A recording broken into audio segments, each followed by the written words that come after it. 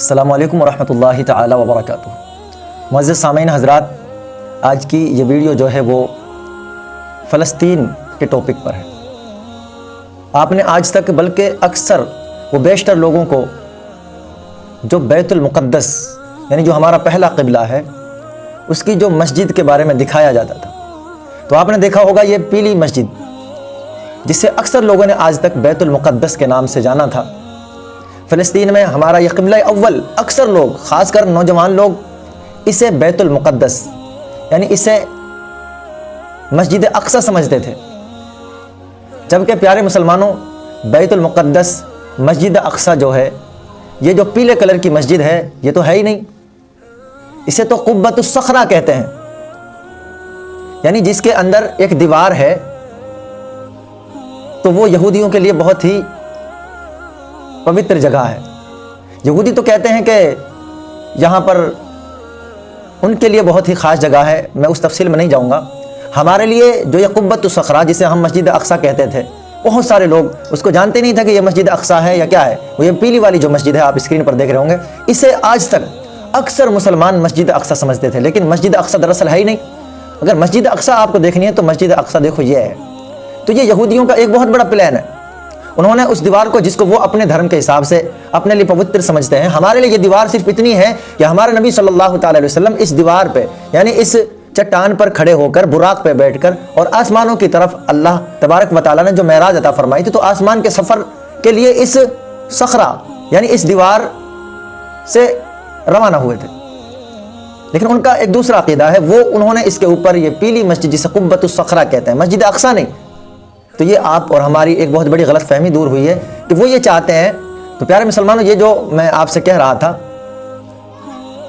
کہ ہمارے نبی صلی اللہ تعالی علیہ وسلم نے اس قبۃ الصخرہ جو ہے یہاں سے سفر کیا آسمانوں کی طرف، اور وہ اس کو کہیں لمبی تفصیل ہو جائے گی، میں آپ کے سامنے وہ بہرحال بتانا مقصد یہ تھا کہ بیت المقدس جو مسلمانوں کا قبلہ اول ہے، جہاں پر ہمارے نبی صلی اللہ تعالی وسلم نے تمام انبیاؤں کی امامت کی تھی، آپ امام بنے تھے اور تمام انبیاء آپ کے پیچھے تھے، وہ یہ ہے، یہ نہیں۔ تو یہ منصوبہ ہے ان کا، یعنی یہودیوں کا عقیدہ انہوں نے یہ بنا کے رکھا ہے کہ یہاں جو ہماری بیت المقدس ہے، یہاں سے ان کا جو آخری جس کے بارے میں عقیدہ رکھتے ہیں کہ ہمارا مسیحا آئے گا، اس کو ہم دجال کہتے ہیں، تو وہ چاہتے ہیں کہ مسجد اقصی کو منہدم کر دیا جائے، معاذ اللہ شہید کر دیا جائے، گرا دیا جائے، اور مسلمانوں کو قبۃ الصخرہ کو دکھا کر وہ تو اسے مسجد اقصی سمجھیں گے، اسے آسانی کے ساتھ گرا دیا جائے گا۔ تو پیارے مسلمانوں، ذرا مجھے یہ بتاؤ، اسی بات پر آج وہاں پر فلسطین کے مسلمان شہید ہو رہے ہیں، ان کے بچے ملبے میں دبے مل رہے ہیں، اور مسلمان، اللہ اکبر کبیرہ، پیارے مسلمانوں، کوکھ کے بچے بھی شہید ہو گئے، اور مسلمان کیا کر رہے ہیں؟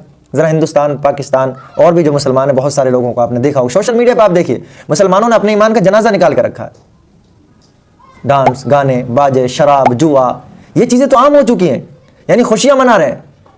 اللہ اکبر کبیرہ، پیارے مسلمانوں، مسلمان بھائی کو تو ایسا ہونا چاہیے تھا۔ اللہ کے نبی نے ارشاد فرمایا کہ مسلمان بھائی، پوری دنیا کے جو مسلمان ہیں وہ سب کے سب ایسے ہیں جیسے ایک جسم کا ٹکڑا، یعنی اگر کسی ایک کے جسم میں درد ہو تو سب کو اس کا احساس ہونا چاہیے۔ اور آج فلسطین میں دیکھیے کیا ہو رہا، یہودیوں نے کیسے ظلموں کا پہاڑ مسلمانوں کے اوپر ڈھا رکھا ہے، اور مسلمان، پیارے مسلمانوں، کم سے کم آپ یا ہم وہاں جا نہیں سکتے۔